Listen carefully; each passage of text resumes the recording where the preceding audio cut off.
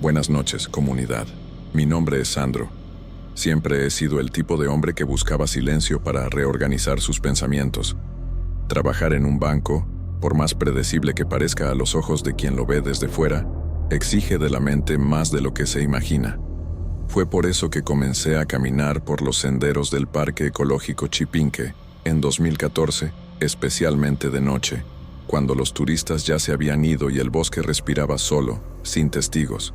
Me decía a mí mismo que era una forma de meditar, de limpiar el alma después de un día rodeado de pantallas, cifras y falsas amabilidades. Mi esposa, Julia, encontraba extraña esta obsesión mía con la oscuridad.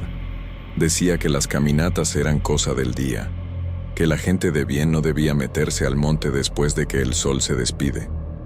Yo entendía sus preocupaciones, más aún con nuestro hijo pequeño, Juan, creciendo demasiado rápido, pidiendo atención y presencia, pero yo le prometía que nunca me alejaba mucho, que siempre llevaba la linterna y el celular, y que conocía cada curva de aquella montaña como si hubiera nacido en ella. Y era verdad. Chipinque era el único lugar donde me sentía en paz. Aquella noche en particular, el aire estaba más seco de lo normal. Recuerdo haber notado cómo el polvo se levantaba fácilmente del suelo, como si la tierra estuviera demasiado ligera, lista para deshacerse. Las luces de la ciudad abajo brillaban tímidas, casi demasiado tímidas para un lugar como San Pedro, siempre tan vivo. Comencé la subida por el sendero de siempre, ese que bordea la ladera hasta un claro donde se podía ver toda la mancha urbana brillando como una constelación invertida. No había nadie más en el parque, o, al menos, eso era lo que yo creía. Aproximadamente 40 minutos después, ya inmerso en la vegetación, escuché por primera vez algo que me hizo detenerme. Era un grito, un pedido de auxilio ahogado, pero aún así humano. Por instinto, me detuve y busqué alrededor, esperando identificar el origen. El sonido parecía venir de una parte más densa del sendero, una bifurcación que raramente usaba. Di 2 pasos en esa dirección antes de darme cuenta de que el grito era mío.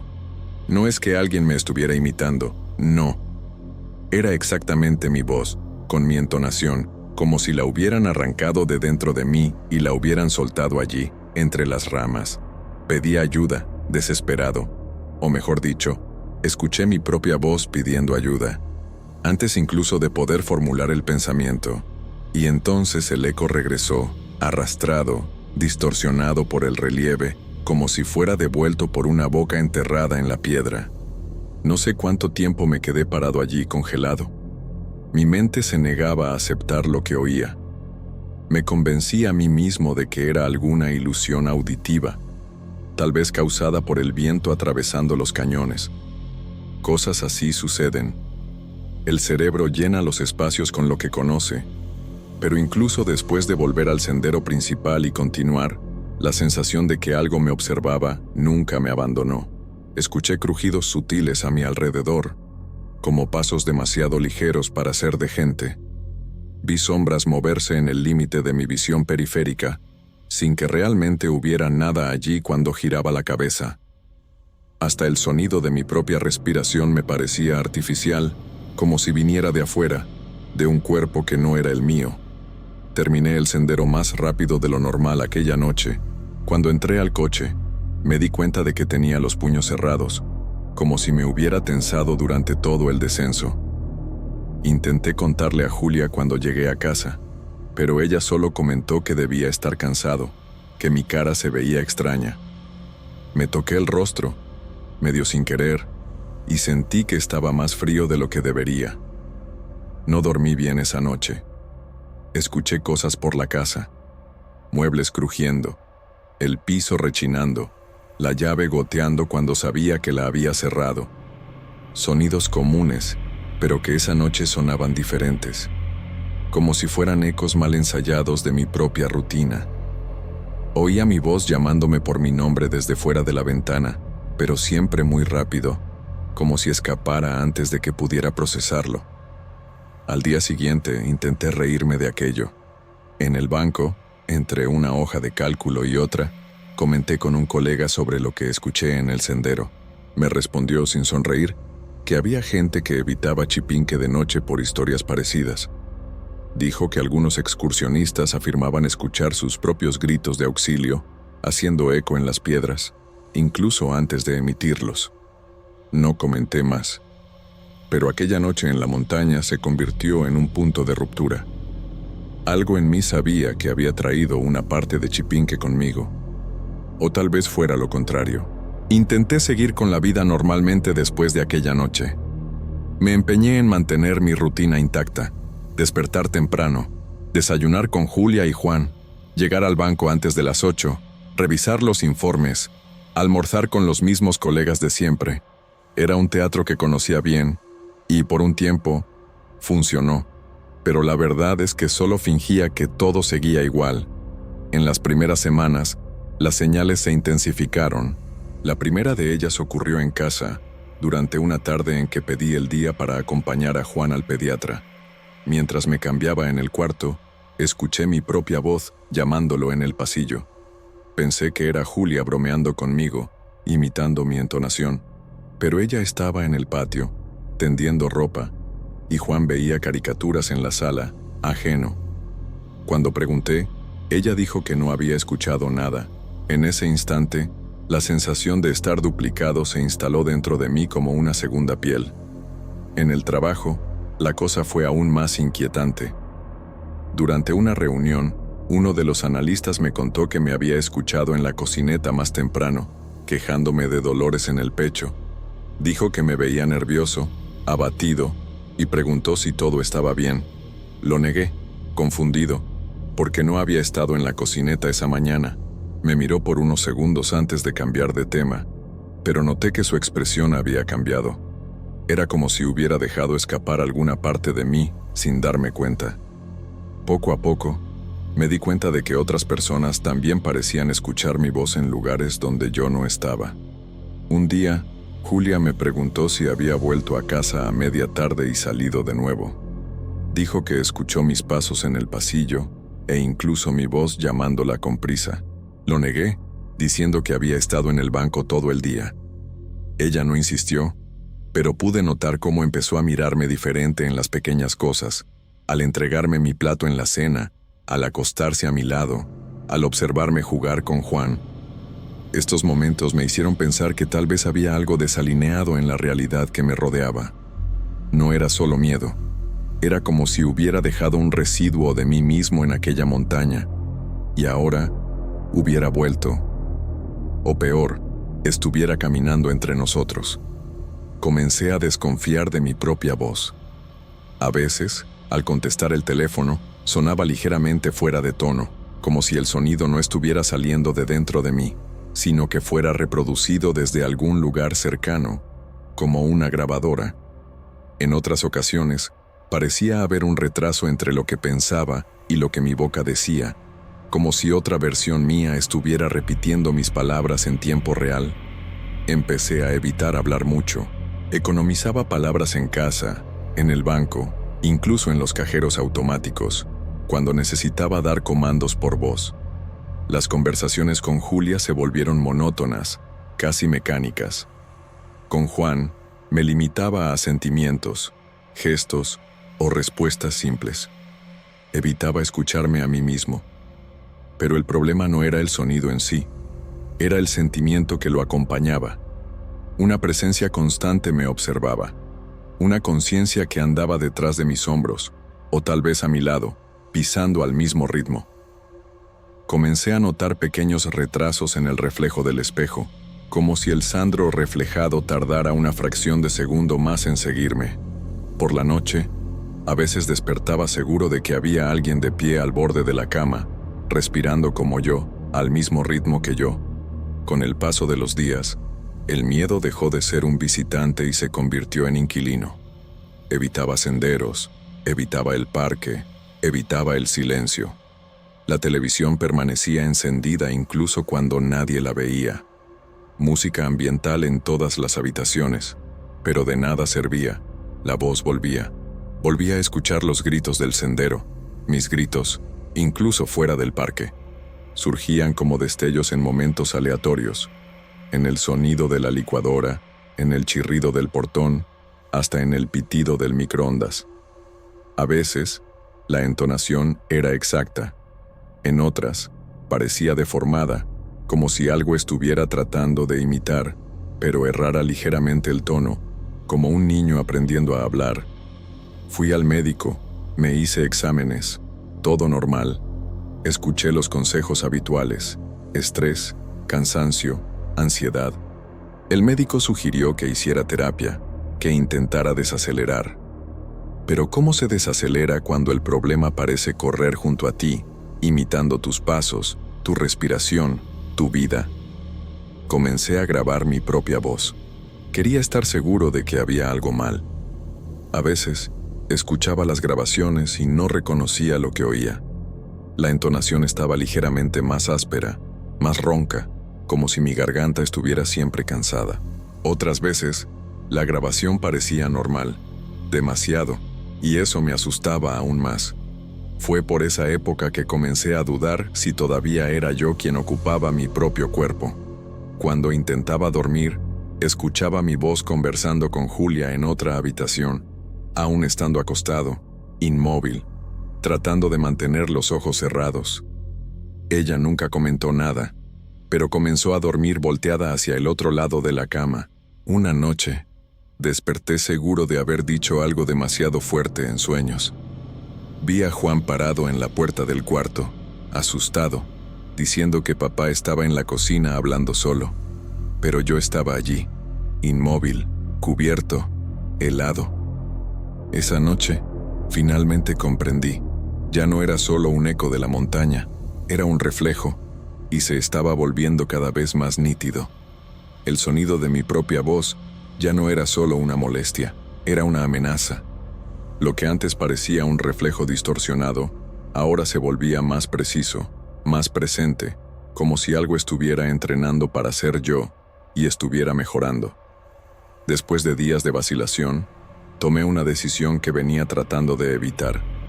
Volvería al Parque Chipinque, no por nostalgia o por desafío, sino por desesperación. Si aquello comenzó allí, tal vez allí estuviera la respuesta. Quería mirar el sendero una última vez, como quien regresa al lugar de un accidente para entender exactamente dónde todo se rompió. Elegí una tarde nublada. Evité la hora en que el parque comienza a vaciarse, pero aún así las nubes oscuras y el aire cargado alejaban a los visitantes. Llevé solo una mochila pequeña, una linterna, agua y una vieja chamarra. Intenté convencerme de que sería solo una caminata corta, pero en el fondo sabía que buscaba algo. En cuanto pasé por la entrada y me adentré en el sendero principal, sentí una incomodidad inmediata. El camino parecía ligeramente alterado, como si cada curva estuviera desplazada apenas lo suficiente para que dudara de mi memoria. Las piedras parecían más puntiagudas, los árboles más retorcidos, y el sonido de las ramas bajo mis pies más fuerte de lo habitual. Caminé en silencio, tratando de controlar la respiración. Con el paso de los minutos, la sensación de estar siendo observado volvió, pero no desde lejos como antes. Ahora era como si alguien caminara junto a mí, invisible, copiando mis pasos con perfección absoluta. Cuando yo paraba, el sonido paraba. Cuando me giraba, la maleza permanecía inmóvil, pero cargada de expectativa. Pronto comencé a escuchar al bosque hablar, no con palabras, sino con ecos. Primero vinieron los sonidos de la naturaleza, grillos, pájaros, hojas agitándose. Después, las distorsiones sutiles, una tos que parecía la mía, un silbido que recordaba a los que solía hacer para llamar a Juan, y entonces, por fin, la voz vino desde atrás, en un tono urgente, exacto, idéntico al mío. Era como si yo estuviera pidiendo ayuda, como aquella noche, pero antes incluso de abrirla, mi boca ya sabía lo que sería dicho. La frase me atravesó como una hoja invisible. Era mi grito de socorro, exactamente como la otra vez, pero más cercano, más nítido, y con una pausa ligeramente más larga en medio. como si el imitador estuviera respirando antes de repetir. Intenté acelerar el paso, pero el sendero ya no obedecía a la lógica común. Las curvas parecían repetirse, y el suelo, antes familiar, ahora se alargaba como una pesadilla. Sentí el tiempo escurrirse entre los dedos. No sabía si habían pasado minutos u horas, solo que estaba atrapado en un recorrido que no llevaba a ninguna parte. A mi alrededor, sombras se movían entre los árboles con discreción de depredadores. La maleza se estremecía sin viento. De vez en cuando, escuchaba risas ahogadas. Mi risa, pero demasiado estirada, como si hubiera sido alargada en una grabación. Cuando finalmente divisé un tramo más abierto del sendero, decidí descansar. Me senté en una piedra y cerré los ojos por unos instantes. El olor a tierra húmeda y resina llenaba mis fosas nasales y la sensación de vértigo me invadió por completo. Fue entonces cuando escuché una nueva voz, más cercana, diciendo mi nombre. Pero esta vez no era solo mi voz, era mi entonación. Sí, pero algo en ella estaba invertido, una leve diferencia en el acento, una elección errónea de inflexión, como si fuera hablada por alguien que aprendió español escuchándome hablar, pero sin comprender todos los matices. La forma como decía Sandro me causó escalofríos. Era casi humano, pero no lo suficiente. Me levanté de golpe y me di cuenta de que el sendero detrás de mí parecía más oscuro que antes. No oscuro por la sombra de los árboles, sino por una especie de velo invisible que cubría el camino por donde había venido. Tuve la impresión de que, si intentaba volver por allí, acabaría siendo tragado. Opté por continuar adelante, pero el paisaje seguía repitiéndose, y el sonido de mi propia voz, ahora en diferentes volúmenes, tonos y estados de ánimo, me rodeaba por todos lados. Era como estar dentro de una casa de espejos acústicos. Yo mismo me transformaba en un laberinto. Fue cuando vi entre los troncos algo que me hizo congelar. Una silueta de espaldas, con la misma ropa que yo vestía ese día. La misma chamarra, la misma mochila. Estaba parado, inmóvil, y aún sin voltearse, supe que aquello era yo, o algo tratando de serlo. No me acerqué. Solo observé mientras aquella cosa, lentamente, levantaba una de las manos y la llevaba al rostro, como si estuviera probando su propia forma. No había rostro, solo piel estirada donde debería haber ojos y boca. Sin pensar, corrí. Corrí sin mirar atrás, sin saber hacia dónde iba, solo siguiendo el instinto de huida que gritaba dentro del pecho. Cada paso resonaba duplicado, como si dos cuerpos corrieran lado a lado. El sonido de mis propios gritos ahora no venía de mi garganta, sino de la maleza, de la piedra, del aire, como si el propio parque gritara por mí. Cuando finalmente divisé las puertas de la entrada, tropecé con una raíz expuesta y caí. Fue en ese instante que me di cuenta. El sendero por donde volvía no era el mismo por donde entré. Algo era diferente. La puerta era la misma, pero la iluminación estaba más amarillenta y los sonidos urbanos más distantes. El guardia de la entrada me miró con una expresión extraña, como si me hubiera visto salir de allí hace pocos minutos. Crucé la puerta y solo dejé de correr cuando llegué al estacionamiento. Las luces del coche me parecieron reconfortantes, como si representaran el último vestigio de realidad que aún me pertenecía. Pero cuando encendí la radio, antes incluso de que la música comenzara, escuché mi voz en el sistema de sonido diciendo calmadamente una frase que no recordaba haber grabado. Era un simple saludo, como los que usaba en los videos de Julia cuando ella me pedía ayuda en las introducciones. Solo que ahora sonaba como una advertencia, como si aquello quisiera decirme que ya sabía cómo comportarse, que ya sabía hablar por mí. Y, en breve, tal vez ni siquiera fuera necesario que yo estuviera presente. Después de aquella noche en el parque, la sensación de normalidad se deshizo rápidamente. Yo sabía que no podría seguir fingiendo que era solo una casualidad o fruto de la imaginación cansada. Aquella voz, aquella entidad, ya no estaba confinada a Chipinque, traía conmigo un fantasma invisible que parecía multiplicarse en todos los rincones de mi vida. En el trabajo, durante reuniones, sentía que mi voz no era solo mía. En el silencio de las salas, escuchaba ecos sutiles de mi propia entonación reproducidos susurrando detrás de mí, confundiendo a colegas y dejando en el aire una sensación de que algo estaba mal. Pero nadie podía señalar exactamente qué. Mi bandeja de entrada de correo comenzó a recibir mensajes que no envié, escritos con un estilo similar al mío, pero con matices perturbadores, como si alguien estuviera aprendiendo a ser yo para sustituir mi presencia. En casa, la situación no era menos inquietante. Julia, siempre cariñosa, mostraba preocupación creciente, pero nunca mencionaba directamente lo que veía o escuchaba. Solo decía que yo parecía cansado, distante, y que el niño, Juan, había hecho preguntas extrañas sobre voces en el cuarto y sombras en el pasillo, que desaparecían cuando ella entraba. Ella decía haber intentado distraerlo con videos de su canal, pero el niño no parecía convencido. Juan comenzó a preferir dormir con la luz encendida, lo que nunca había sido costumbre de la familia. Intenté al máximo mantener la rutina, como si aquello fuera posible. Los senderos nocturnos continuaban llamándome, pero ahora el miedo era mayor que el deseo. La montaña parecía estar observándome, y el parque Chipinque se transformó en una especie de prisión mental, un lugar donde mi identidad estaba siendo desmontada poco a poco.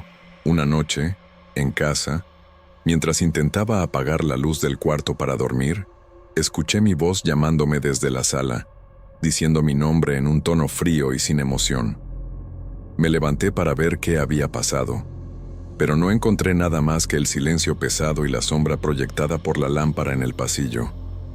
Julia me explicó, tiempo después, que yo había cambiado, que ella ya no podía conversar conmigo como antes, que yo no respondía a sus preguntas, que parecía siempre perdido en algún lugar. Ella intentó convencerme de buscar ayuda, pero yo sabía que nada sería capaz de detener aquello que me consumía por dentro. Más que eso, me di cuenta de que lo que me imitaba no era solo una voz, era un reflejo sombrío, una copia que iba más allá del sonido, algo que deseaba sustituir mi existencia. Comencé a notar detalles en mi propio cuerpo que parecían extraños, un temblor sutil en la mano derecha, una mirada en el espejo que no correspondía exactamente a la mía, una sensación de estar siendo observado por mí mismo. El miedo me dominaba. Cada día, el abismo entre yo y mi copia parecía disminuir. La entidad no quería solo imitar mi voz, sino ocupar mi espacio, mi vida. Y eso era lo más aterrador. Por más que intentara rodearme de mi familia, amigos y del trabajo, sentía que la oscuridad que me perseguía estaba más cerca de lo que podía imaginar. El parque Chipinque había sido solo el comienzo, el lugar donde mi identidad comenzó a ser robada. Ahora, la montaña estaba dentro de mí. Desesperado por lo que me sucedía, decidí buscar ayuda fuera del mundo común. Fui a una pequeña casa cerca del parque, donde vivía un hombre que muchos evitaban, conocido por entender los misterios de la montaña. Era un señor de rostro marcado por el tiempo, ojos profundos y una voz grave que parecía guardar secretos antiguos. Sin muchas palabras directas, me explicó que lo que enfrentaba era una entidad ancestral que vivía en el bosque de Chipinque. Esta entidad del otro mundo no solo copiaba voces, sino que también podía asumir la apariencia de quien deseara, llevando a los hombres a la locura antes de arrastrarlos al infierno. Me contó historias de otros que desaparecieron en la montaña, de voces que llamaban por los nombres de las personas y nunca más se supo de ellas. El viejo me dijo que la única salvación era realizar ciertos rituales de protección y bendiciones tradicionales, mezclando rezos antiguos con hierbas específicas que me entregó. Debería evitar cualquier contacto con el parque y jamás ignorar la seriedad de aquello que me acechaba. Sin alternativas, seguí sus indicaciones al pie de la letra. Cada ritual, cada bendición, parecía borrar poco a poco las voces sombrías que me perseguían. El silencio volvió, y la vida ganó color nuevamente. Julia y Juan también sintieron que el peso salía del aire. Por años, nada extraño sucedió y pude retomar una rutina casi normal. Pero el olvido es traicionero. En 2024, por razones que hoy no puedo explicar, simplemente ignoré lo que el viejo había dicho y acepté la invitación de algunos amigos para volver al parque para una caminata el fin de semana. Queríamos revivir la vieja aventura, desafiando el pasado que, para mí, ya estaba enterrado. Todo marchó bien al principio, pero algún tiempo después, mientras caminábamos, noté algo extraño, un hombre que me observaba desde lejos, inmóvil, envuelto en sombras, un reflejo sombrío y distorsionado de mí mismo. Intenté alertar a mis amigos, pero ellos no vieron nada. Solo rieron y dijeron que estaba exagerando o que el calor me estaba afectando. Desde aquel día, los sueños comenzaron. Sueños extraños e inquietantes, donde aquella figura sombría me llama por mi nombre, me llama para volver, para aceptar lo que siempre estuve destinado a ser. En algunos de ellos, escucho mis propios gritos, ecos distorsionados que nunca se callan. No sé si aquella entidad está esperando para tomar lo que queda de mí, o si, de alguna manera, ya forma parte de mí. Solo sé que en San Pedro Garza García, en las sombras de Chipinque, algunas voces son eternas, y algunas presencias imposibles de huir. El parque está allí, silencioso y al acecho, y yo sigo escuchando mi propio eco, incluso cuando nadie más lo escucha.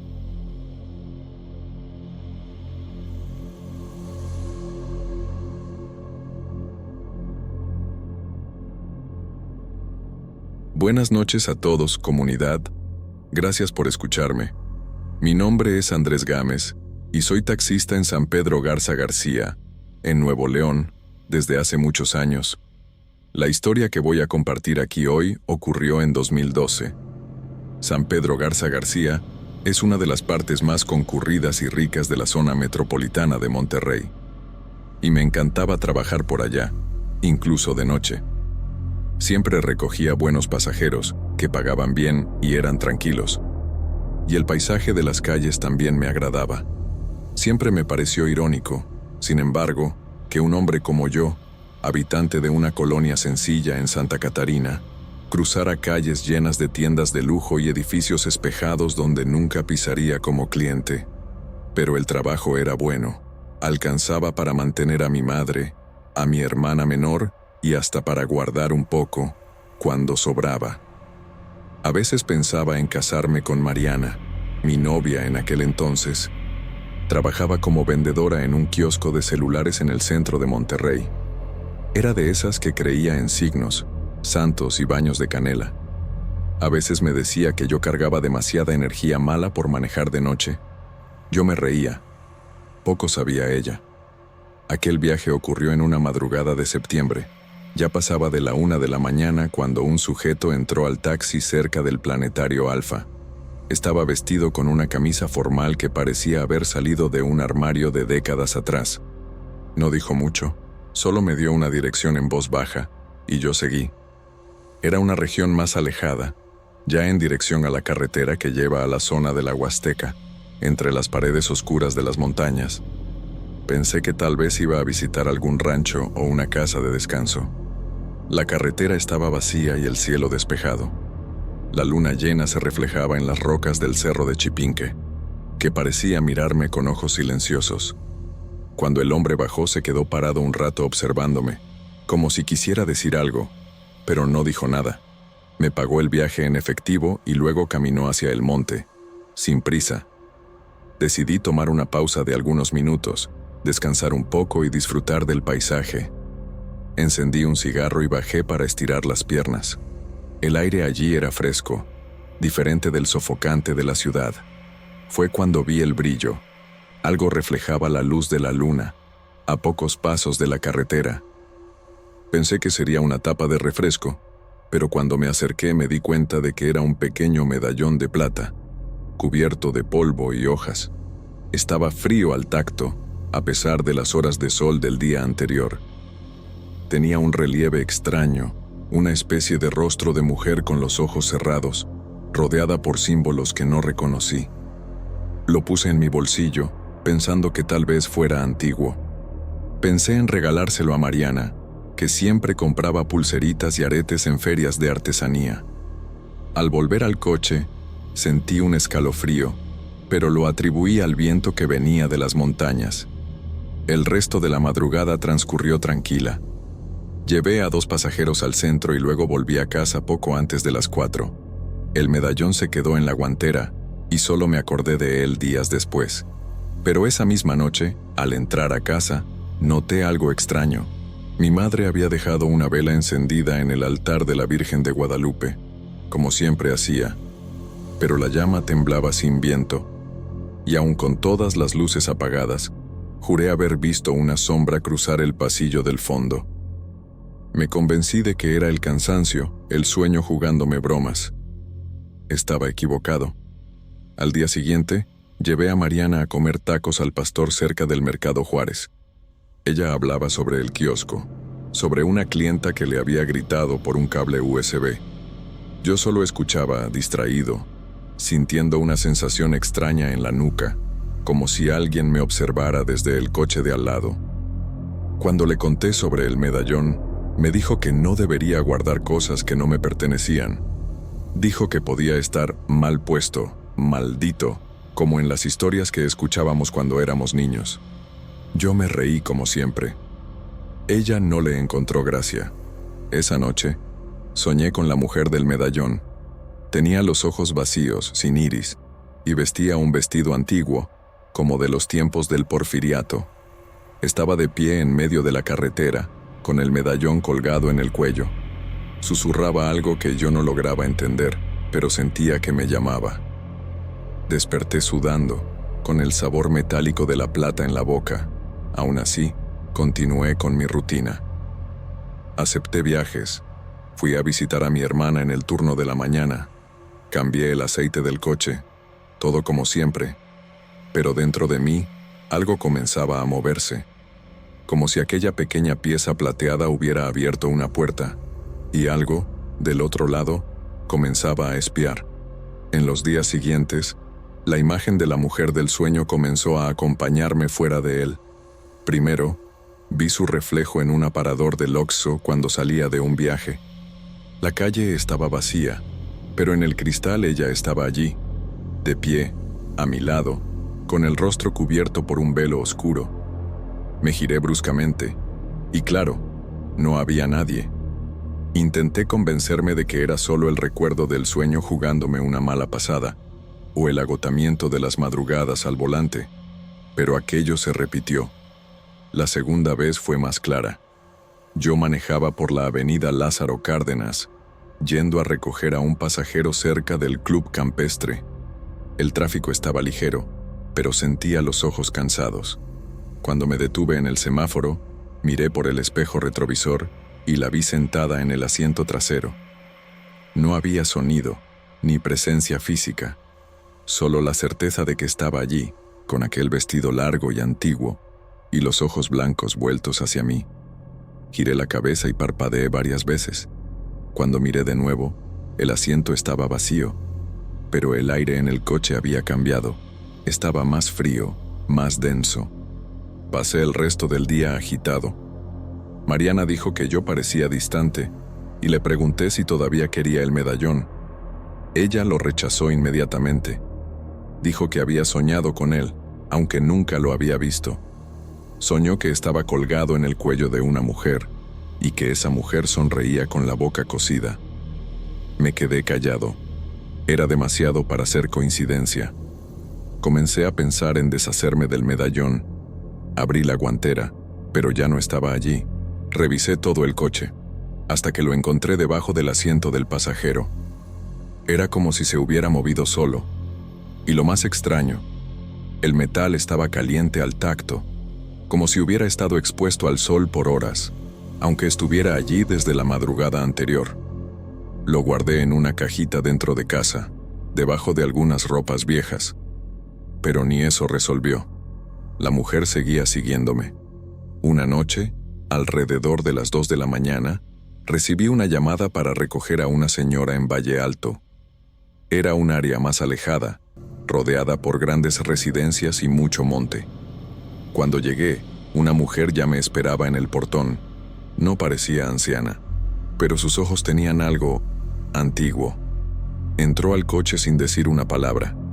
Solo me entregó una nota con una dirección escrita a mano. Durante el trayecto, sentí el aire del coche pesar nuevamente. Miré por el espejo y, por un momento, juré que el velo cubriendo su rostro parecía el mismo de la mujer de mis sueños. El papel de la nota estaba húmedo, como si hubiera sido sumergido en agua. Cuando llegué al destino y me volteé para avisarle, el asiento trasero estaba vacío. El miedo se instaló. Comencé a evitar las madrugadas, a rechazar viajes a áreas alejadas. Pero eso no bastó. Los pasajeros que entraban a mi taxi comenzaron a cambiar. Un hombre entró riendo alto, diciendo que yo manejaba como quien huía de su propia sombra. Una joven me pidió apagar la radio porque las voces estaban muy altas, aunque el coche estuviera en silencio. Un niño de unos 10 años me preguntó, sin contexto, por qué la mujer en el asiento trasero no sonreía. Yo estaba solo con él. Comencé a sospechar que estos pasajeros no eran comunes. Venían de repente, salían sin que yo me diera cuenta. Algunos desaparecían antes incluso de pagar.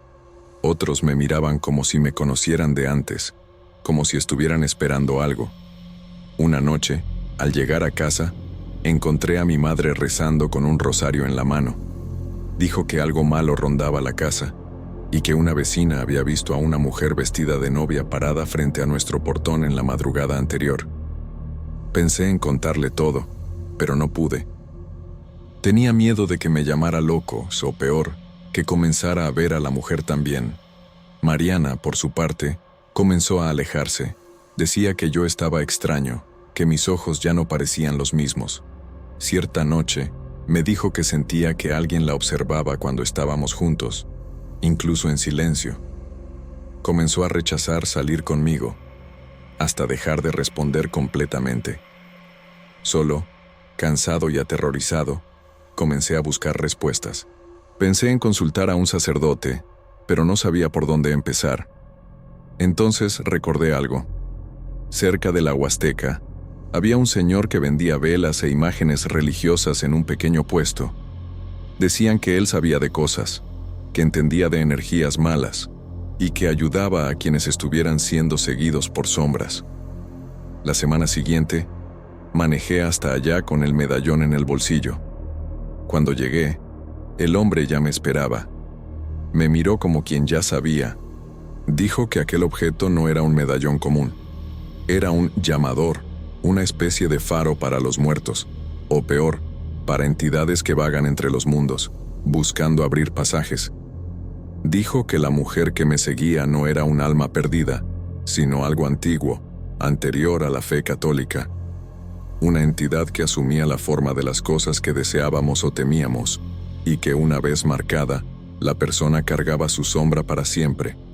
Afirmó que ella ya estaba en mí, y que, si quería sobrevivir, necesitaba actuar rápido. El viejo del puesto no hablaba con miedo, sino con una tristeza resignada, como quien ya había visto aquello suceder antes. Dijo que el medallón era una pieza ritual usada en ceremonias antiguas del norte de México, mucho antes de la llegada de los españoles. Estaba confeccionado en plata pura y sellado con oraciones perdidas, que ni siquiera los indígenas modernos conocían ya. Según él, ese tipo de objeto no se encontraba, se entregaba, y quien lo recibía, aunque sin saberlo, era elegido. Lo que me inquietó fue la expresión que usó: una marca de paso. Aquello, según él, servía como señal para que algo atravesara desde el otro lado. La mujer que me seguía no era solo una aparición, era un emisario, o tal vez el propio umbral, una figura que se acercaba a las personas marcadas, insinuándose en los rincones de la realidad, hasta que dejaran de saber que era real, y, entonces, se las llevaba. El viejo me dijo que aún había una oportunidad, pero era necesario deshacer el vínculo. Para eso, yo tendría que seguir un proceso cuidadoso durante 7 días seguidos, sin fallos, que incluía baños con hierbas específicas, rezos al amanecer Y lo más difícil, llevar el medallón hasta un río alejado y dejarlo allí, bajo la luna llena, antes de que terminara el 7º día. Dijo que, aún así, no había garantías, solo la posibilidad de silencio. Acepté. No había elección. Volví a casa con un paquete de hojas secas e instrucciones escritas en papel viejo. Los baños con las hierbas fueron los primeros. Tenía que hacerlos al amanecer, en completo silencio, mientras recitaba una oración que parecía una mezcla de náhuatl y latín. El olor de la mezcla impregnaba el baño y la casa, y comencé a notar que, por algunas horas después de los rituales, la mujer desaparecía. Las voces de los pasajeros extraños también se callaban. En el 2º día, mientras me bañaba, escuché 3 golpes lentos en la puerta del baño. Mi madre estaba fuera y yo había cerrado la casa. Esperé. Nada más sucedió. Cuando salí, la casa estaba vacía como la dejé, pero sentí humedad en los pasillos, como si alguien acabara de salir del baño. Lo ignoré. En el 3er día, el ritual exigía que durmiera con el medallón bajo la almohada, para desgastar el vínculo. Desperté a medianoche sintiendo un peso sobre el pecho. No era físico. Era como si algo presionara el aire a mi alrededor. Intenté levantarme, pero estaba paralizado. Entonces vi, en la puerta del cuarto, a la mujer, por primera vez sin el velo. Su rostro era de una belleza perturbadora, pero los ojos eran completamente negros, como pozos sin fondo. Ella no se movió, solo me miró hasta que perdí el conocimiento. Desperté sudado, con la almohada en el suelo. El medallón todavía estaba allí, caliente. En el espejo, vi algo nuevo, marcas finas en mi cuello, como si dedos me hubieran apretado mientras dormía. En los días siguientes, los pasajeros extraños volvieron, pero ahora decían cosas peores. Un hombre con apariencia de ejecutivo entró al taxi. Miró el medallón colgado en el retrovisor, que no recordaba haber puesto allí, y comentó que ella lo estaba esperando, y que su tiempo se estaba agotando. Intenté mantener la calma, pero notaba que mi reflejo en los vidrios del coche no me acompañaba como antes. A veces, tardaba medio segundo más en moverse. A veces, sonreía sin que yo sonriera. El viejo dijo que esto sucedería, que ella intentaría sabotear el ritual, que la entidad no le gustaba perder. En el 6º día, mi madre me encontró llorando solo en el patio, temblando. Yo no recordaba haber salido de casa. El suelo a mi alrededor estaba cubierto de huellas pequeñas, descalzas, pero no había señal de nadie más que nosotros dos. Ella no preguntó nada. Solo puso una vela frente a la imagen de San Benito y rezó en voz baja. El 7º día llegó con una lluvia fina que duró toda la mañana. Por la noche, el cielo se despejó, revelando una luna llena enorme, blanca como los ojos de la mujer. Manejé hasta el río Santa Catarina, donde el viejo había dicho que la entrega debía hacerse. Fui solo, sin contarle a nadie. Al llegar a la orilla, caminé con cuidado hasta una parte más profunda, donde la corriente era más fuerte.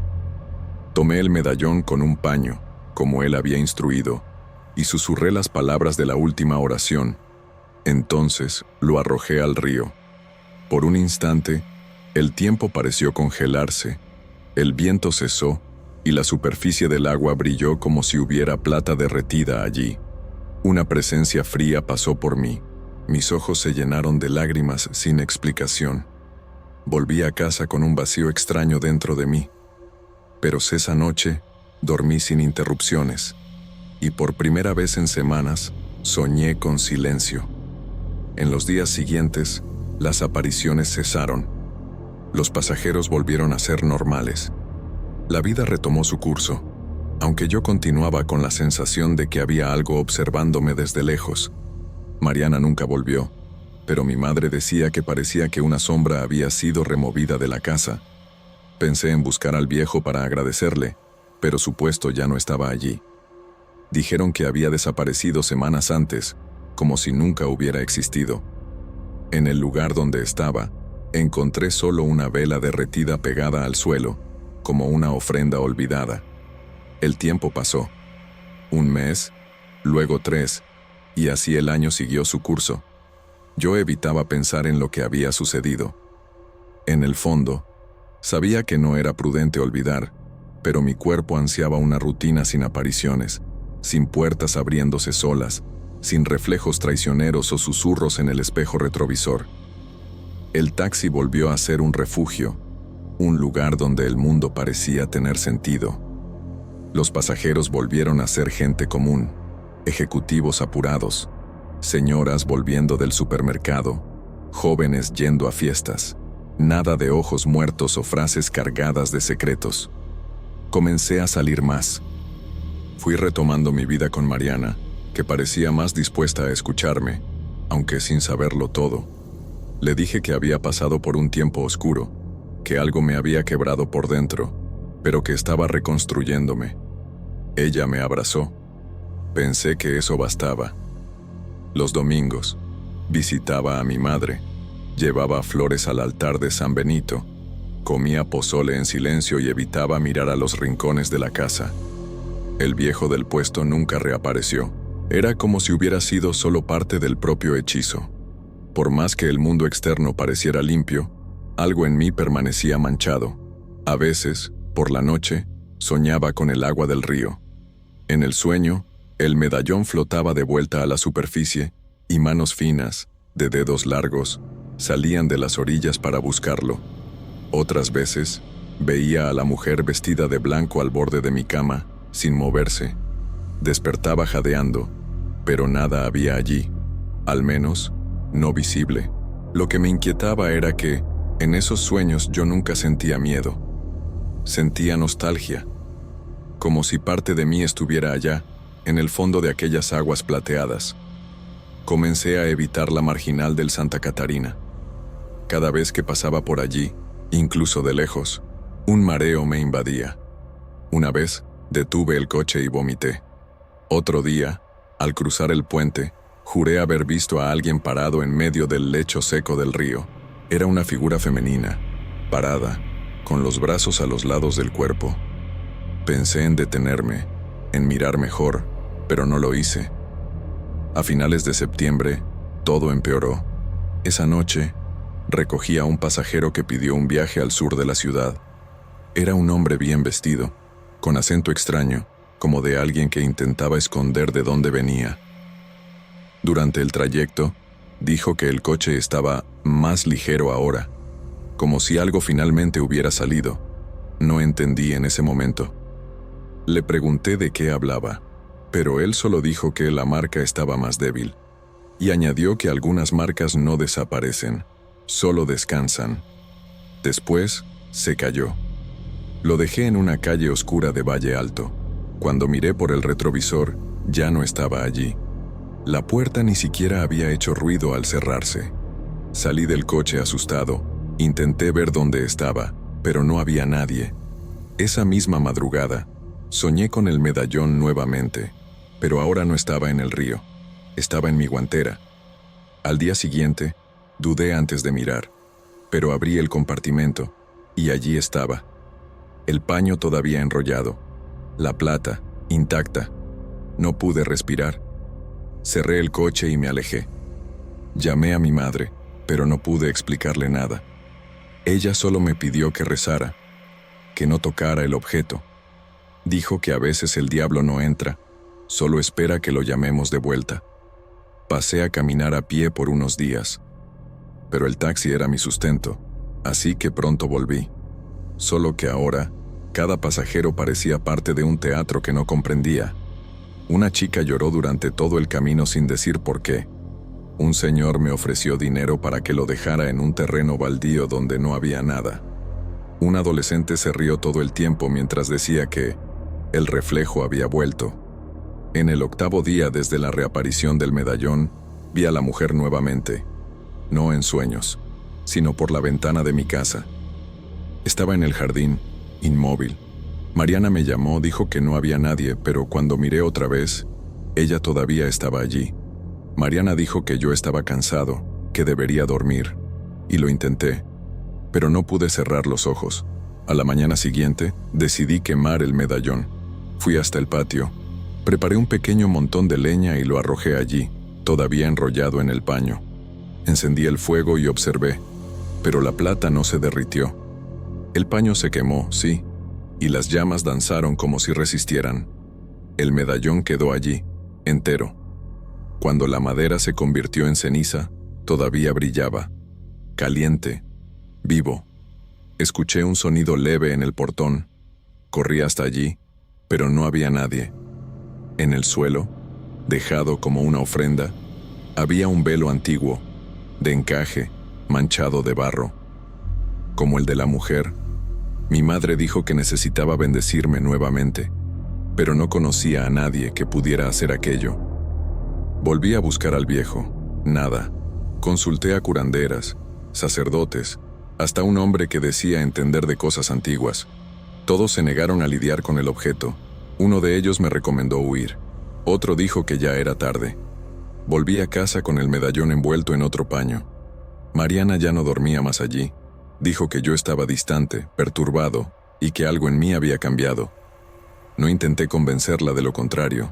La casa quedó silenciosa, pero era un silencio cargado de respiración. Esa noche, no cerré los ojos. La mujer apareció nuevamente, esta vez dentro de casa, y su rostro ya no era hermoso. Estaba hecho de algo que se moldeaba. Ora sonreía, ora lloraba, ora me imitaba. Fue entonces que me di cuenta. Ella ya sabía quién era yo, y tal vez supiera lo que vendría después.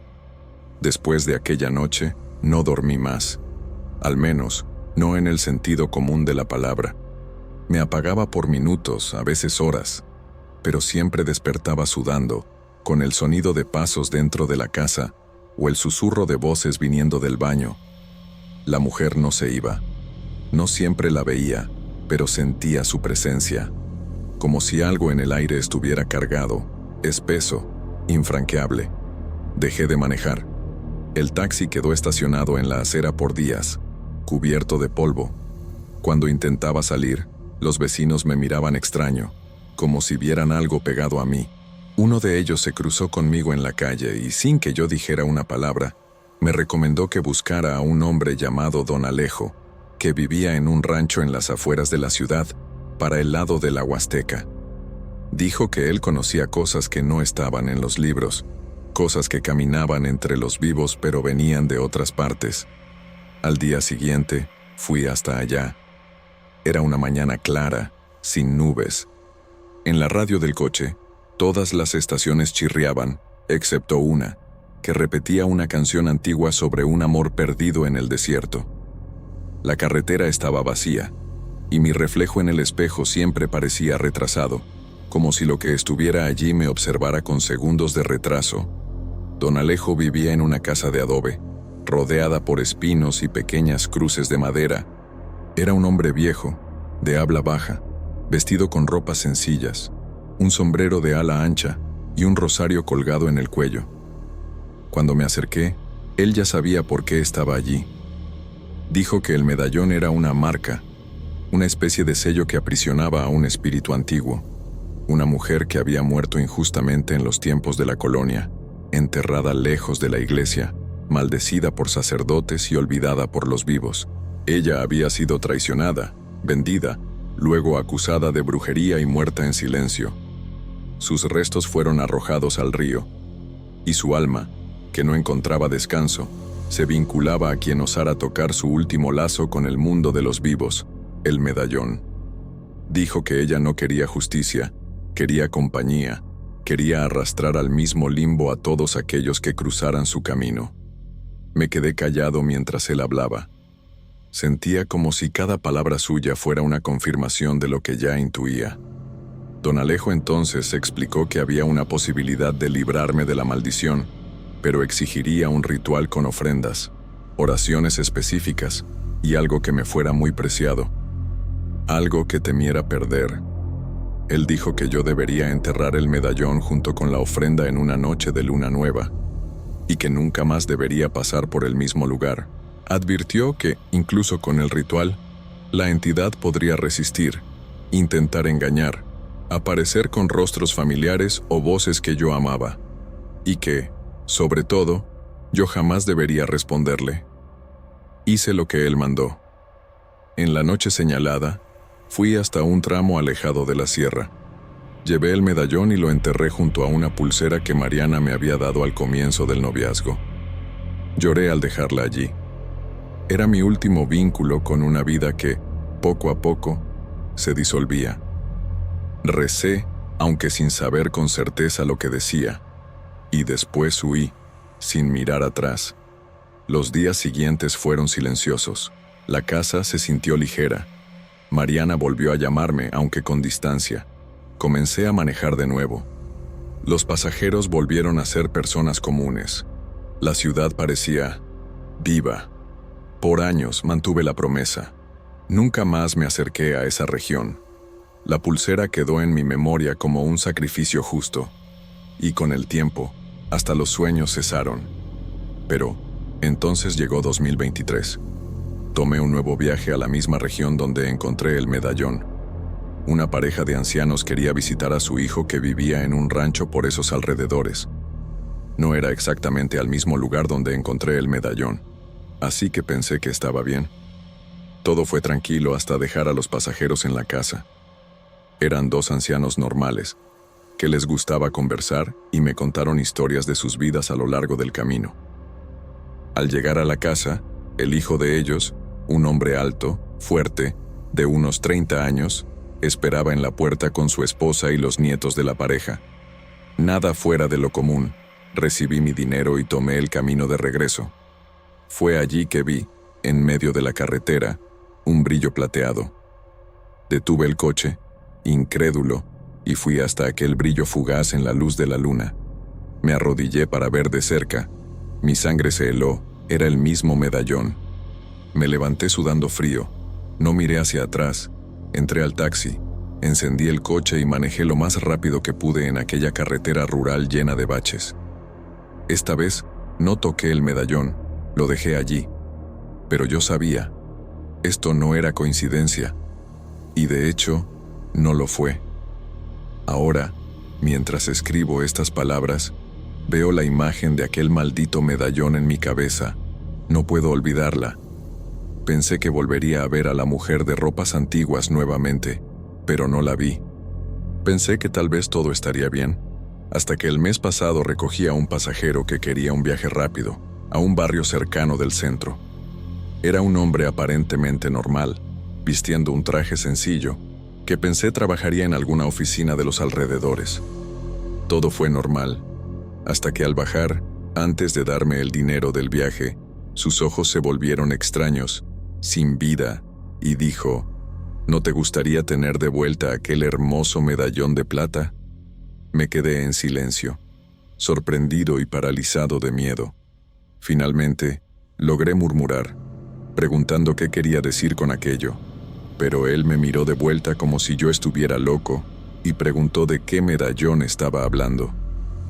Me di cuenta de que él fue solo un instrumento de algo sombrío e invisible que habló a través de él. Cambié de tema, tomé el dinero y, temblando, encendí el coche y me fui. Si me permiten dar un consejo, les digo que no hagan como yo hice. Si encuentran algún objeto antiguo o nuevo, lo que sea, que parece valioso, pero está abandonado, déjenlo allí, en el lugar donde lo encuentren. Nunca se sabe lo que puede venir junto con el objeto, si lo llevan con ustedes. Hoy sigo viviendo mi vida, pero con la certeza inminente de que esta historia no ha terminado y que aún veré aquel medallón de nuevo, aunque no quiera.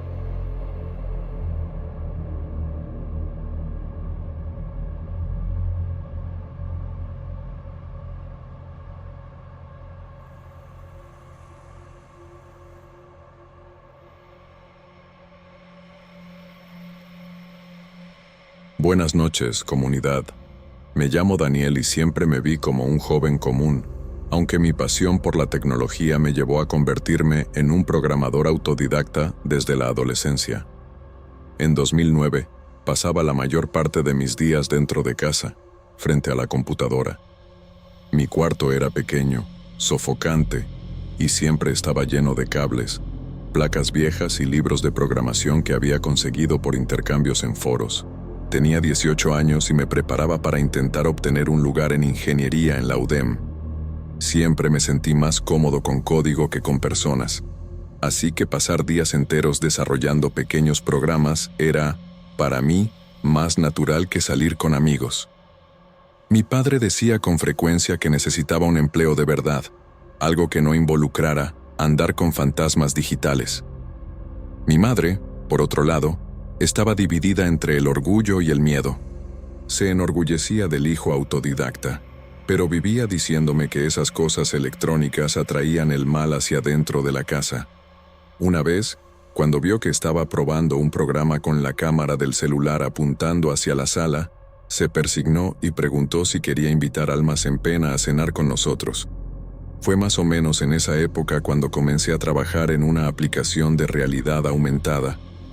La propuesta era simple: crear una interfaz que sobrepusiera imágenes captadas por sensores a lo que la cámara mostraba en tiempo real. Había leído sobre dispositivos usados para detección de campos electromagnéticos y decidí adaptar aquello en formato digital. Pensé que podría ser divertido usar el celular para encontrar zonas frías por la ciudad, como si fuera un juego. Bauticé la app como Spectra y no tardé en terminar una versión funcional.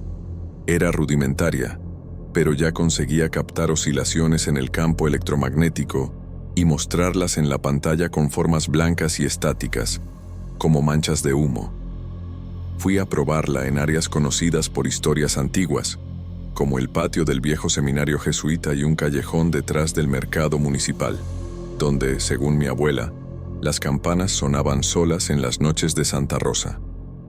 Las primeras pruebas me animaron.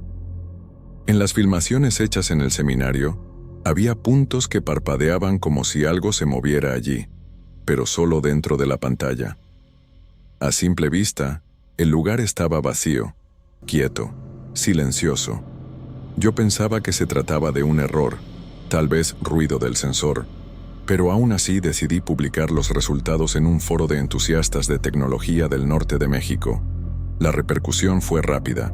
Otros jóvenes comenzaron a usar la app, y algunos mandaban capturas de pantalla con manchas similares, a veces incluso más nítidas. Lo curioso es que muchos relataron haber sentido escalofríos o mareos al apuntar la cámara hacia ciertos lugares. Un chico de Monterrey contó que, después de filmar un cementerio desactivado, soñó con un rostro sin ojos que hablaba con él. Siempre la misma frase, que decía no poder reproducir en voz alta. Confieso que aquello me dio un poco de recelo, pero también me provocó un entusiasmo nuevo. Decidí entonces intentar una segunda versión, más sensible, capaz de captar variaciones sonoras y emitir alertas cuando detectara patrones inusuales. Fue en ese proceso que encontré, entre las bibliotecas abiertas que solía descargar, un paquete extraño, un fragmento de código con comentarios en ruso, aparentemente mal documentado, pero que prometía abrir canal entre capas de observación. No suelo añadir fragmentos que no comprendo, pero por curiosidad probé el comando principal en una interfaz separada. El sistema respondió con una actualización silenciosa. Una nueva opción apareció en el menú de la app, llamada simplemente Modo Espejo. Al activarla, nada pareció cambiar de inmediato. La cámara seguía captando los mismos ruidos, las formas blancas, los campos de distorsión, pero aquella noche, algo diferente sucedió. Mientras revisaba las filmaciones hechas en una plaza vacía, noté que una de las formas, que siempre aparecían borrosas, estaba diferente. No temblaba como las otras. Parecía sólida, con un borde definido. Cuando avancé el video cuadro por cuadro, tuve la impresión de que aquello se movía, como si estuviera girando la cabeza en dirección a la cámara. Se lo mostré a mi madre, pensando que diría que era cosa de mi imaginación. En vez de eso, retrocedió e hizo la señal de la cruz. Comentó que había algo mal allí, que aquello no era estático, y preguntó si había invitado a alguien a entrar a la casa. Esa misma noche, Escuché ruidos extraños provenientes de la cocina. Pensé que sería el gato callejero que a veces invadía la casa, pero, al verificar, encontré la puerta cerrada y todo en su lugar. Me convencí de que era paranoia. Lo atribuí al cansancio. Aún así, apagué el celular y lo dejé fuera del cuarto, algo que nunca hacía. A la mañana siguiente, la aplicación se había reinstalado, sola. El icono estaba diferente. Ahora tenía un fondo rojo oscuro y ninguna leyenda. Cuando intenté borrarla, el sistema se bloqueó. Al reiniciar el celular, el icono ya estaba de vuelta en su lugar. Por curiosidad, la abrí nuevamente. La cámara se encendió sola, y antes de que pudiera hacer cualquier cosa, surgió en la pantalla la misma figura de la noche anterior. Estaba parada en la sala, con un vestido negro y algo que parecía un velo sobre el rostro. No se movía, pero tuve la certeza de que me estaba mirando fijamente. Corrí hasta el lugar mostrado por la pantalla, pero no había nada, ni siquiera frío, ni viento, solo la luz de la mañana entrando por la ventana y el sonido distante de los coches en el tráfico. Pero en la pantalla, ella seguía allí, y fue entonces que me di cuenta. Sonrió. Después de aquella mañana, mi rutina se deshizo como un hilo de cobre quemado. No logré concentrarme en absolutamente nada. Durante las clases preparatorias, el sonido de las sillas arrastrándose en el suelo parecía venir de debajo de la tierra, como si algo se arrastrara por debajo de nosotros. Evitaba mirar hacia las ventanas. Tenía miedo de ver su reflejo. En las noches siguientes, continué teniendo sueños extraños. Nada muy definido al principio, solo imágenes sueltas, pasillos que parecían prolongarse para siempre, filas de ojos cerrados en rostros que flotaban en la oscuridad y un zumbido constante, como si algo grande estuviera esperando. Siempre despertaba con la sensación de que ella estaba sentada al borde de la cama, observando. La aplicación seguía actuando por cuenta propia. Intenté desinstalarla de nuevo. Formateé el celular, cambié de chip, hasta pedí un aparato prestado por unos días. Pero bastaba con activar la cámara para que allí estuviera ella, siempre de la misma manera, quieta, mirando, envuelta en aquel paño oscuro, como una novia a la espera de un funeral. Peor aún fue cuando los demás comenzaron a notarlo. La primera vez fue en una cafetería cerca del centro. Solía ir allí con mi amigo Cristóbal, a quien le gustaba dibujar mientras conversábamos sobre juegos o tecnología.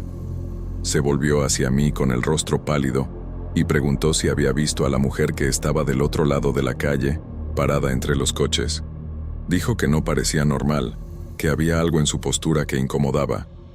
Cuando miré, ya no había nadie allí, solo un viento débil meciendo una lona de promoción en el escaparate. Otras situaciones comenzaron a repetirse. Uno de los chicos del curso técnico comentó haber visto a una mujer, vestida como de las telenovelas antiguas, sentada en el autobús detrás de mí. Dijo que no parpadeaba y mantenía la cabeza ligeramente inclinada, como si intentara escuchar algo. En otra ocasión, una señora que trabajaba en el almacén de mi barrio me preguntó si mi tía me estaba acompañando, porque juraba haberme visto entrar a la tienda con una mujer pálida, que usaba un vestido oscuro y llevaba un collar brillante en el cuello. Después de eso, evité salir de casa por un tiempo. Cuando no estaba durmiendo, o intentándolo, me quedaba frente a la computadora buscando explicaciones.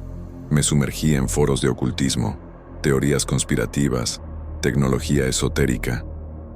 Descubrí que algunas personas hablaban sobre códigos portal, pequeños fragmentos de comando capaces de abrir brechas entre capas de la realidad.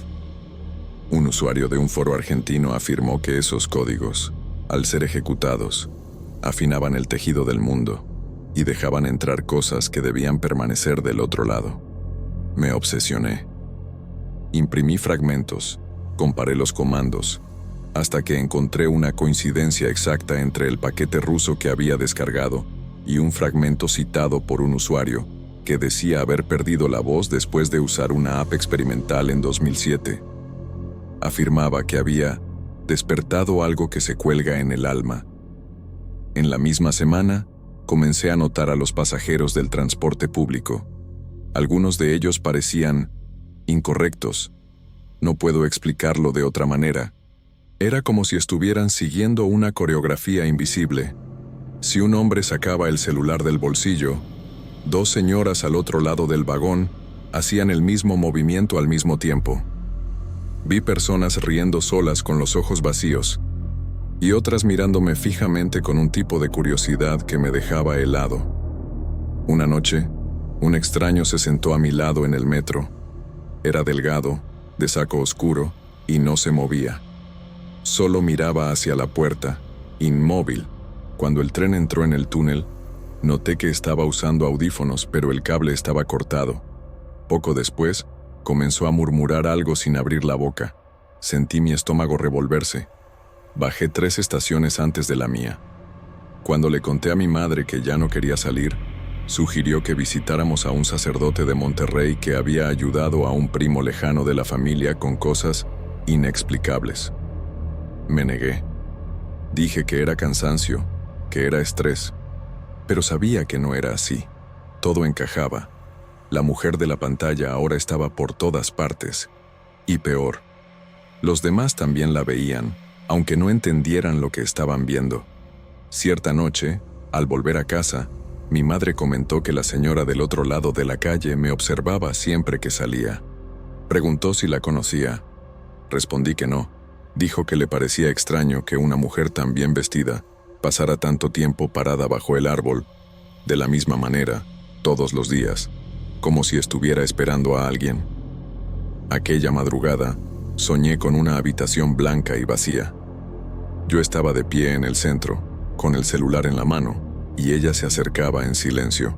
Cuando levantó el velo, vi que no tenía ojos, solo 2 órbitas oscuras que giraban como engranajes rotos.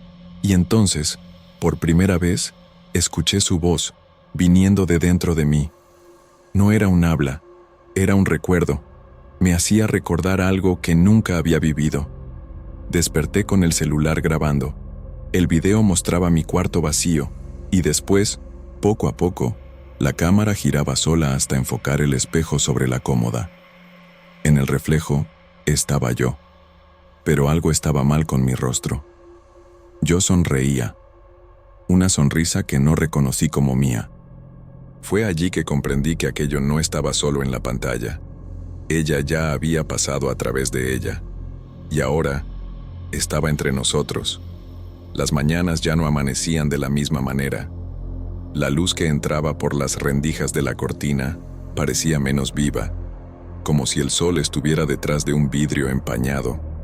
Y aunque los pájaros cantaban afuera, yo escuchaba un sonido diferente por dentro, como si algo llorara muy bajo, dentro de mi cabeza.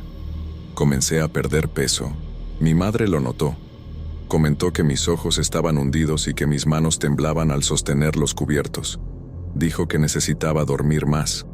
Pero ¿cómo dormir si cada vez que cerraba los ojos veía aquella misma habitación blanca, siempre ella?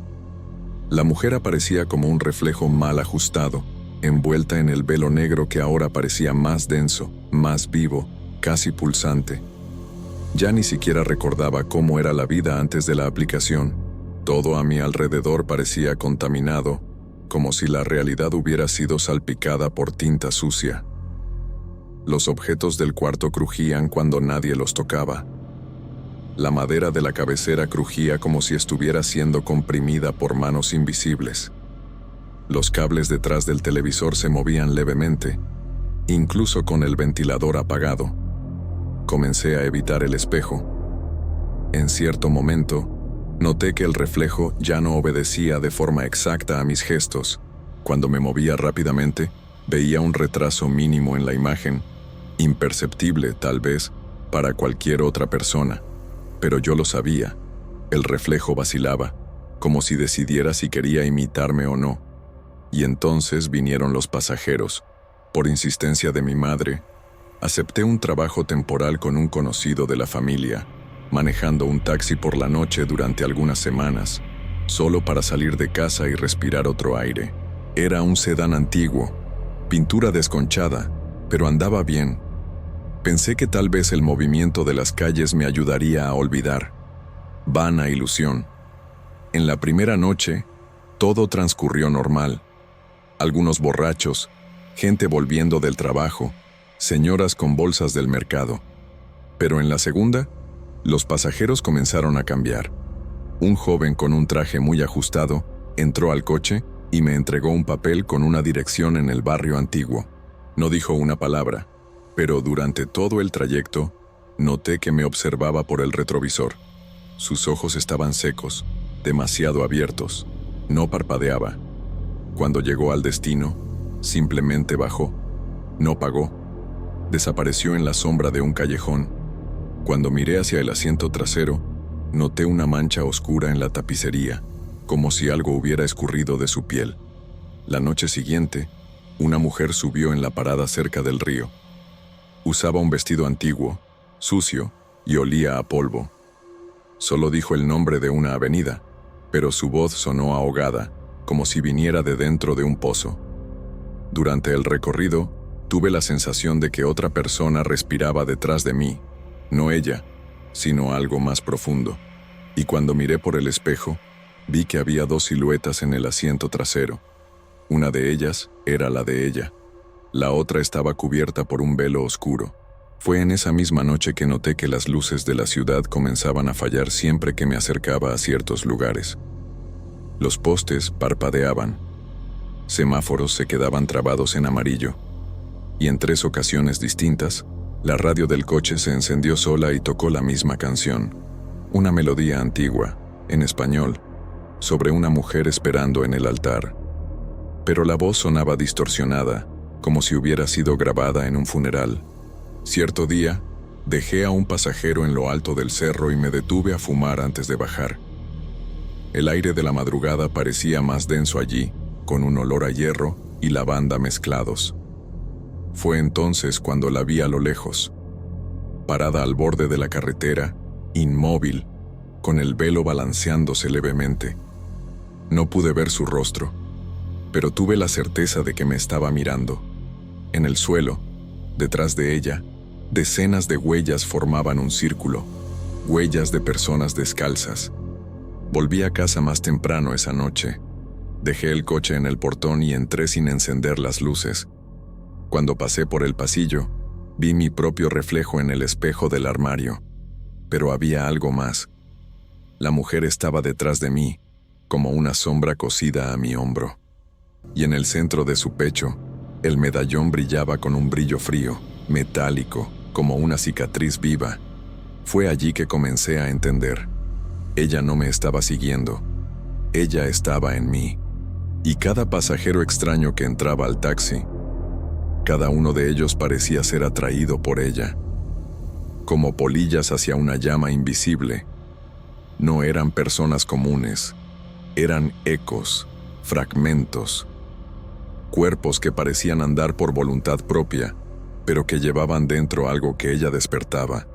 La mujer de la aplicación no era solo una visión, era una apertura, un puente, y yo lo había cruzado sin querer.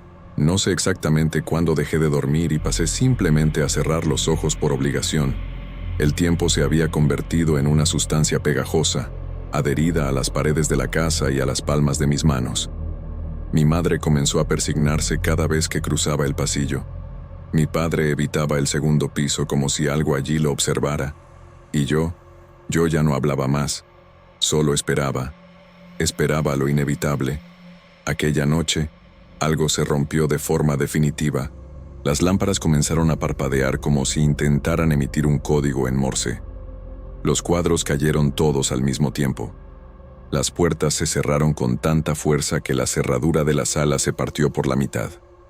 El televisor se encendió solo y mostraba solo una pantalla negra, pero yo escuchaba sonidos ahogados de voces, muchas voces, como un susurro colectivo viniendo de un pozo profundo.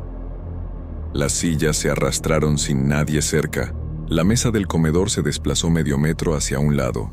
Y yo la vi de nuevo. Estaba parada en la puerta de mi cuarto, el velo cubriéndole el rostro, pero esta vez sus manos estaban descubiertas, finas, blancas, con los dedos largos como garras. El medallón en su pecho ya no brillaba, pulsaba como un corazón extraño, fuera del cuerpo. Fue en ese momento que comprendí que ella ya no se iría. No se trataba de persecución, era simbiosis. Yo era el anfitrión. Pero luché. Borré la aplicación. Revisé cada rincón del sistema. Limpié todo. Me deshice de archivos, carpetas, imágenes e incluso del celular. Arrojé el aparato a un canal cercano, con el corazón acelerado. Me deshice de copias de seguridad. Quemé discos, rompí cuadernos. Y aún así, algo todavía vibraba dentro de la casa. Mis manos temblaban todo el tiempo. Mi madre lloraba. Mi padre, hombre escéptico, finalmente aceptó la sugerencia de la vecina y trajo a un sacerdote. El hombre llegó con ojos hundidos y un crucifijo antiguo. Pasó por cada habitación con agua bendita, murmurando oraciones en latín que parecían más antiguas que la propia ciudad. Hubo resistencia. Una lámpara explotó. El televisor se incendió. Pero después vino el silencio. Un silencio tan absoluto que el sonido del reloj de la cocina pareció ensordecedor. En los días siguientes, todo se calmó. La atmósfera densa fue disipándose. Nadie más vio sombras. Ninguna luz parpadeó. El velo había sido levantado, o al menos empujado lejos. Aún así, mis padres decidieron mudarse algunos meses después, y yo no intenté disuadirlos. Aquella casa nunca más volvería a ser un hogar. El tiempo pasó. Terminé los estudios. Conseguí un buen empleo como programador. Me mudé a Monterrey. Alquilé un apartamento simple y comencé a construir la vida adulta que tantas veces deseé. Mis padres envejecieron bien. Mantenemos contacto frecuente. Vuelvo a visitarlos con regularidad, pero jamás pasamos cerca de la antigua casa. Pensé que el pasado había quedado atrás, como una pesadilla que la mente insiste en borrar con los años. Y por un tiempo, me convencí a mí mismo de que todo había sido exageración, histeria, demasiada juventud y muy poco sueño. La vida me absorbió. Las facturas, los informes, los fines de semana en el cine. Todo parecía por fin normal. Hasta que en septiembre de 2022, recibí un mensaje de un número desconocido en WhatsApp. Había un video adjunto. En el video, un joven pálido, con ojeras profundas y respiración acelerada, decía que había encontrado e instalado una aplicación antigua que todavía estaba funcionando. Dijo que la descubrió en un foro oscuro y, por curiosidad, decidió probarla. Hablaba como quien ya no sabía si soñaba o no. Luego, el video mostró fragmentos de la grabación de él dentro de su propia casa, una casa normal, pero con detalles incorrectos. Las luces parpadeaban. Una sombra pasaba rápido por uno de los pasillos. En otra parte, algo estaba parado detrás de una puerta de vidrio. Una figura cubierta por un velo oscuro, inmóvil, mirando directamente hacia él. En la última escena, el joven estaba escondido debajo de una cama, susurrando que necesitaba ayuda, que alguien había dicho en los comentarios que la aplicación era mía, que tal vez yo sabría cómo detener aquello. Y entonces, silencio.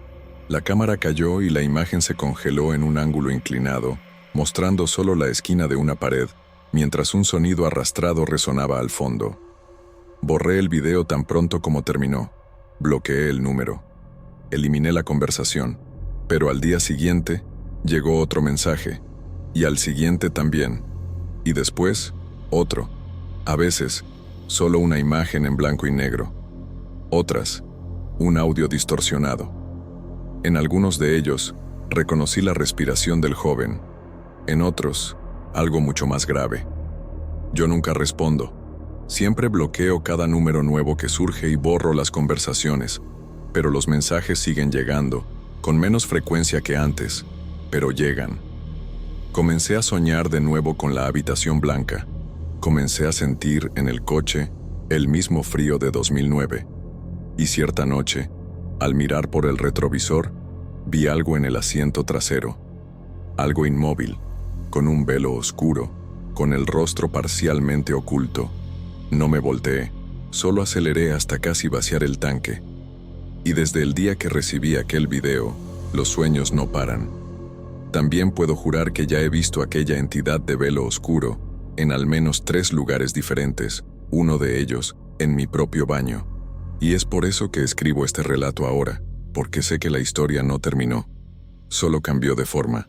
Si estás leyendo esto y encuentras una aplicación que dice predecir el futuro, que ofrece respuestas, que brilla en rojo incluso con el celular apagado, no la abras, no la instales, no continúes. O entonces, como yo, tal vez tú también acabes viendo algo que no debería estar allí.